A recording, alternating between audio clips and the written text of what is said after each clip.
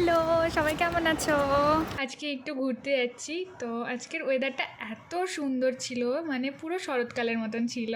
তারপরে আমরা যেখানে যাচ্ছি সেটার জন্য আমরা বিএমটিসি নিয়েছিলাম, কারণ আমাদের মানে বাসে চেপেছিলাম, বিকজ বাস রুটটাই সবথেকে ইজি ছিল।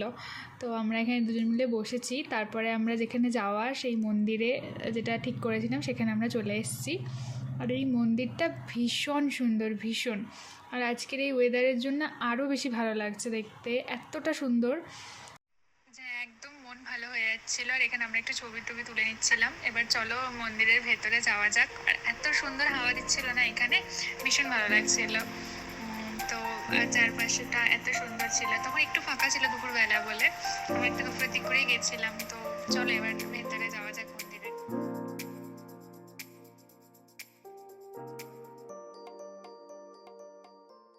মানে এটা হচ্ছে ঠাকুর মন্দিরের।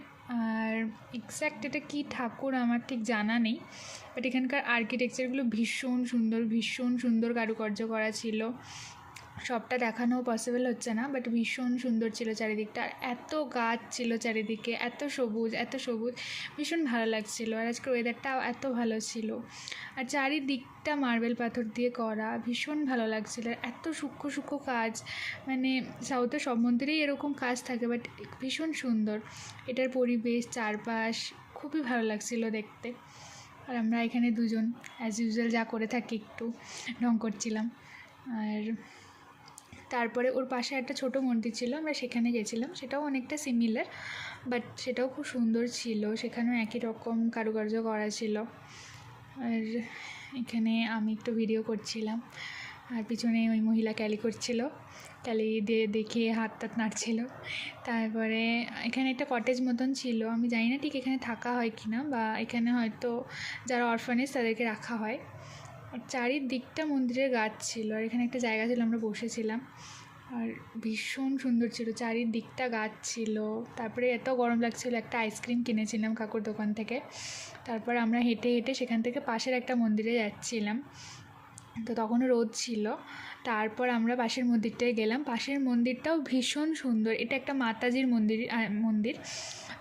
এটাও ভীষণ সুন্দর, ওই একই রকমভাবে কারুকার্য করা, বাট একটু অন্যরকম এই মন্দিরটা। বাট ঠাকুরটা দেখে আমার একই মনে হয়েছে। আর এখানে এই মন্দিরে অনেক লোক ছিল, তখন বিকেল হয়ে গেছিলো প্রায়। আর এখানেও একই রকমভাবে অনেক রকমের কারুকার্য করা ছিল, অনেক রকমের মূর্তি দেওয়া ছিল মন্দিরের বাইরে। তো এখানে আমার অজান্তেই ভিডিও করেছে, তো আমি বুঝতে পারিনি। তারপর দেখলাম গোটা মন্দিরটা ঘুরিয়ে। আর এখানে একটা মহাদেবের মূর্তি ছিল, এটাও ভীষণ সুন্দর। চারপাশে অনেক গাছ ছিল, এই মহাদেবটা সবথেকে বড় মহাদেব ছিল। আর তারপর ওয়েদারটা এত সুন্দর হয়ে গেছিলো, হালকা মেঘ করেছিল, হাওয়া দিচ্ছিল, ভীষণ ভালো লাগছিলো, ভীষণই ভালো লাগছিলো।